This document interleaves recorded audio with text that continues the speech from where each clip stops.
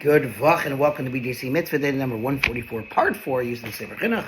Mitzvah Day keeps us on its way. And once again, this mitzvah is entitled The Prohibition to Eat Piggul. Here we go. I know it's late, so we'll just do a little bit. Chinuch now turns to explain the verse as a whole, as it is interpreted by the sages. As noted in the introduction, a literal reading of the verse suggests that when an offering is actually eaten beyond its designated time, it attains the status of piggul, and the offering becomes invalidated retroactively. The subject of the verse is the shlamim offerings, whose designated time for consumption is 2 days. Following the literal reading, it becomes invalidated if eaten on the third day. The Chinuch explains the sages' view that this is not the correct interpretation of the verse. In the following discussion, which presents the sages' reasoning, the selections from the verse are translated literally, unlike the translation of the verse in the introduction above, which reflects the sages' final interpretation. That which Scripture states, if it will be consumed at all on the third day, it remains rejected, etc., actually means to say that he intended while performing the service, the avoda, to eat it on the third day. As the sages of blessed memory expounded this verse, regarding the expression, if it will be consumed at all, etc., it shall be rejected.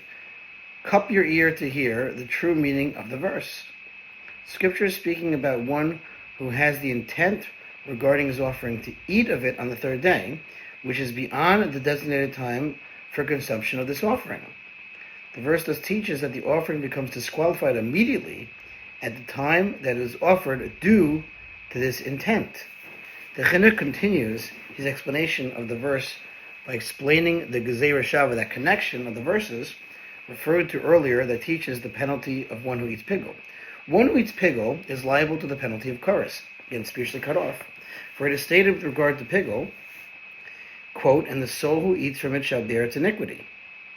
And in the passage regarding the prohibition of noser, it is stated, and each of those who eat from it will bear his iniquity, for what is sacred to Hashem he has desecrated, and that soul will be cut off from his people, will suffer chorus. We thus derive in tractate Krisus, by way of Gezerah Shava, again the connection of the verses, the penalty of chorus for one who eats piggul, as the sages said there.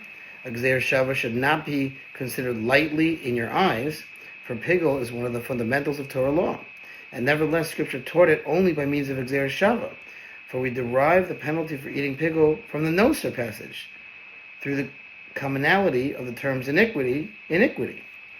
Twice it says the word iniquity, which appears in both passages. Just as the penalty there regarding noser is kores, spiritually cut off, as the verse explicitly states that soul will be cut off, so too the penalty here regarding piggul is kores. Thanks for listening. We will continue this longer mitzvah, God willing, tomorrow. Have a wonderful night. Bye for now.